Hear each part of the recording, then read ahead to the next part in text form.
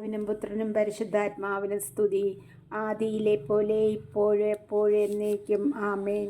സർവശക്തനും നിത്യനുമായ സ്വർഗീയ പിതാവേ, അങ്ങേ സ്തുതിക്കുന്നു, വാഴ്ത്തുന്നു. കർത്താവായ യേശുനാഥ, ഞങ്ങൾക്കിന്നൊരു പകൽക്കാലം തന്ന് അനുഗ്രഹിച്ച കൃപയെ ഓർത്തു നന്ദി പറയുന്നപ്പാ. പ്രഭാതം മുതൽ ഈ രാത്രിയുടെ ഈ സമയം വരെയും ഞങ്ങളെ എല്ലാവരെയും അവിടങ്ങളിൽ ദൈവകൃപയ്ക്കുള്ളിൽ പൊതിഞ്ഞ് പരിപാലിച്ചിരിക്കുന്ന ആ വലിയ സ്നേഹത്തിനായി നന്ദി പറയുന്നു. ഈശോയെ, ഞങ്ങൾക്കിന്ന് തന്ന സകല നന്മകളെയും ഓർക്കുന്നപ്പാ. ഒരാപത്തോ അനർത്ഥങ്ങളോ ഞങ്ങളെ ആരെയും തൊടുവാൻ ഇടയാക്കാതെ വണ്ണം അവിടുത്തെ കരുതലും സംരക്ഷണവും ഞങ്ങൾക്കുള്ളതിനെ ഓർത്ത് നന്ദി പറയുന്നു ഈശോപ്പാ. ഞങ്ങളിതാ ഉറങ്ങുവാൻ പോകുന്നു. ഞങ്ങൾക്ക് നല്ല ഉറക്കം തന്ന് അനുഗ്രഹിക്കണമേ. ഒരു ദുർസ്വപ്നം കാണുവാൻ ഇടയാക്കാതെ വണ്ണം അവിടുന്ന് കരുതുമാറാകണമേ. ഒരു അന്ധകാര ശക്തികളോ ഒരു പൈശാചിക തന്ത്രങ്ങളോ ഒരു വിഷജന്തുക്കളോ ഒരു പ്രാണികളോ ഞങ്ങളിൽ ആരിലും അടുത്തു വരുവാനോ ഉപദ്രവിപ്പാനോ ഇടയാക്കാതെ അവിടുത്തെ കരുതലും കൃപയും കൂടെ ആയിരിക്കണമേ. ഒരു കള്ളന്മാരോ അക്രമികളോ ഞങ്ങളുടെ കാമ്പൗണ്ടുകളിലോ ഞങ്ങളെയോ ഞങ്ങൾക്കുള്ളവരെയോ നോട്ടം വയ്ക്കുവാനോ കടന്നുകൂടുവാനോ ഇടവരാതെ അവിടുത്തെ മാലാഖമാരാൽ കോട്ട കെട്ടി സംരക്ഷണം നൽകി അനുഗ്രഹിക്കണമേ അപ്പാ.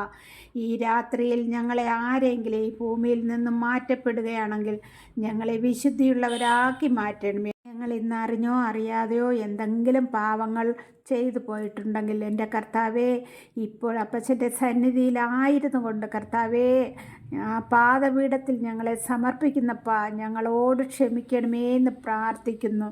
ഇന്ന് നമുക്കൊരു തിരുവചനം വായിക്കാം. വായിക്കുന്ന വചനം കിടക്കയിലിരുന്ന് 5 മിനിറ്റ് ധ്യാനിച്ച് ഇന്നത്തെ ദിവസത്തെ ഓർത്ത് ഈശോയ്ക്ക് സമർപ്പിച്ച് കിടക്കാം. കിടക്കയുടെ 4 ചുറ്റും കുരിശടയാളം വരയ്ക്കണം. നെറ്റിത്തടത്തിലും 3 തവണ കുരിശടയാളം വരയ്ക്കണം.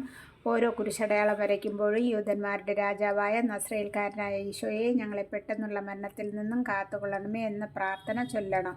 ഉണരുമ്പോഴും നാം ഈശോയുടെ കരങ്ങളിൽ നമ്മെ എല്ലാവരെയും, നമ്മുടെ കുടുംബത്തെ, നമ്മുടെ മക്കളെ, കുഞ്ഞുമക്കളെ, സഹോദരങ്ങളെ എല്ലാവരെയും സമർപ്പിച്ച് പ്രാർത്ഥിച്ചിട്ട് വേണം എഴുന്നേൽക്കേണ്ടതും ഒരു ദിവസം തുടങ്ങേണ്ടതും. സുഭാഷിതങ്ങളുടെ പുസ്തകത്തിൽ നിന്നും 3-ാം അധ്യായം. കർത്താവിനോടുള്ള വിശ്വസ്തത. മകനെ, എൻ്റെ ഉപദേശം വിസ്മരിക്കരുത്. നിന്റെ ഹൃദയം എൻ്റെ കൽപ്പനകൾ പാലിക്കട്ടെ.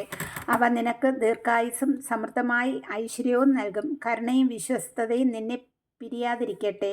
അവയെ നിന്റെ കഴുത്തിൽ ധരിക്കുക, ഹൃദയഫലകത്തിൽ രേഖപ്പെടുത്തുകയും ചെയ്യുക. അങ്ങനെ നീ ദൈവത്തിൻ്റെയും മനുഷ്യരുടെയും ദൃഷ്ടിയിൽ പ്രീതിയും സത്കീർത്തിയും നേടുക. കർത്താവിൻ പൂർണ്ണ ഹൃദയത്തോടെ വിശ്വാസമർപ്പിക്കുക. സ്വന്തം ബുദ്ധിയെ ആശ്രയിക്കുകയും അരുത്. നിന്റെ എല്ലാ പ്രവർത്തികളും ദൈവ വിചാരത്തോടെ ആകട്ടെ. അവിടുന്ന് നിനക്ക് വഴി തെളിച്ചു തരും. കർത്താവിൻ്റെ വചനം.